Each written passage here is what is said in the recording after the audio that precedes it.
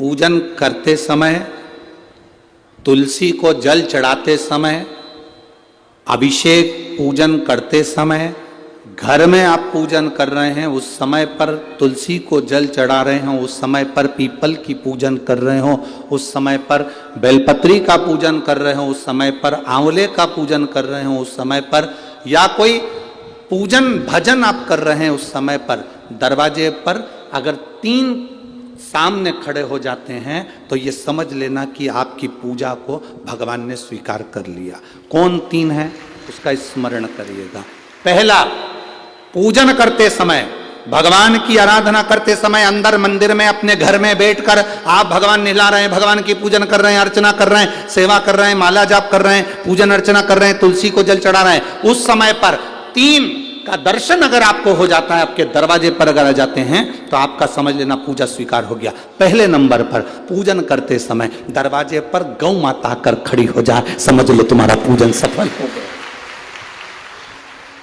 आप पूजन कर रहे हैं अंदर से, गाय रंभा रही है, आप पूजन कर रहे हैं अंदर से, गौ माता गौमूत्र कर रही है, आप पूजन कर रहे हैं अंदर से, गौ माता गोबर कर रही है, आप पूजन कर रहे हैं अंदर से और गाय दरवाजे पर आकर खड़ी हो गई। तुम्हारी अर्चना में, तुम्हारी आराधना में, तुम्हारी साधना में गौ माता तुम्हारे सामने आकर खड़ी हो जाए। पूजन के समय पर अचानक आकर तुम्हारे द्वार पर, तुम तुलसी को जल चढ़ा रहे हो, तुम्हारे दरवाजे पर आ जाए। और मेरा विश्वास कहता है, यहाँ जितनी मेरी जीजियां बैठी हैं, यहाँ जितने मेरे जीजा बैठे हैं, ये मेरा विश्वास कहता है आपके साथ कभी ना कभी ये जरूर हुआ होगा, पूजन के समय पर गौ माता का दर्शन होता ही, ये मेरा विश्वास कहता है।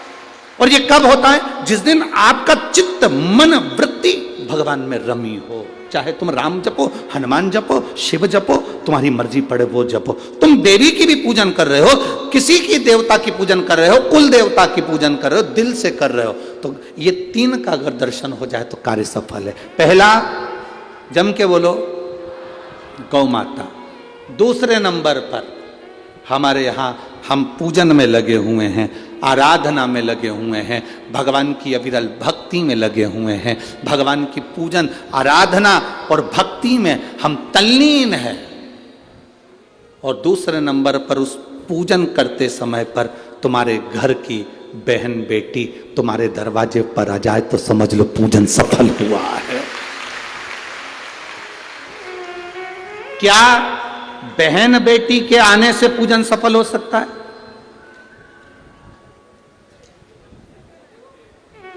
कहां लिखा हुआ है महाराज जी? आप इतनी बड़ी बड़ी बातें कहते हो। पूछने वाले पूछ सकते हैं, कहने वाले कह सकते हैं, आपने कैसे कह दिया कि बहन बेटी के आने से सफल हो जाता करे? तो आप उठाओ, हिमालय राज का बेटा बाणासुर से दोस्ती कर लेता, माता पार्वती का भाई बाणासुर से दोस्ती कर लेता है, और दोस्ती कर लेता है तो उसके चुंगल में फंस जाता है, बाणासुर के चुंगल में भाई संकट में आ जाता है।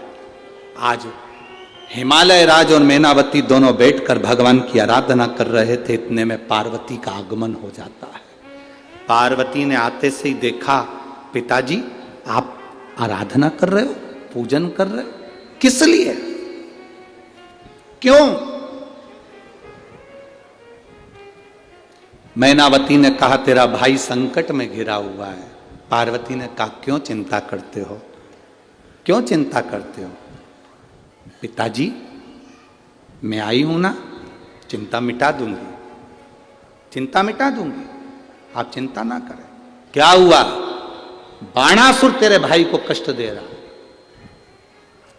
बेटी पार्वती ने संकल्प ले लिया, उस बाणासुर का अंत मैं करूंगी। ना भगवान ब्रह्मा बाणासुर को मार सके, ना भगवान कृष्ण बाणासुर को मार सके। बाणासुर की कन्या भगवान कृष्ण के पास में, वहां उनके पौत्र के पास में गई, भगवान कृष्ण का युद्ध बाणासुर के साथ हुआ, 1000 भुजा, तो बाणासुर को भगवान कृष्ण नहीं मार सके। बाणासुर को न नारायण मार सके, न ब्रह्मा मार सके, बाणासुर को न शंकर मार सके, क्योंकि शिव ने तो वर दिया था, बाणासुर को केवल मारा है।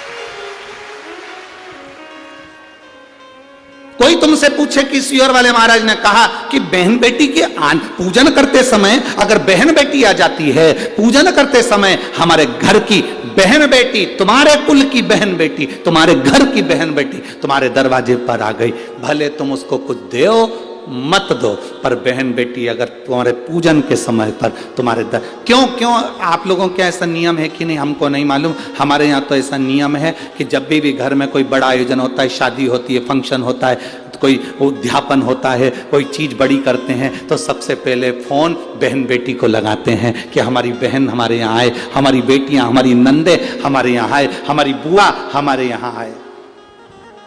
अब पूछोगे गुरुजी ये प्रसंग बहन बेटी को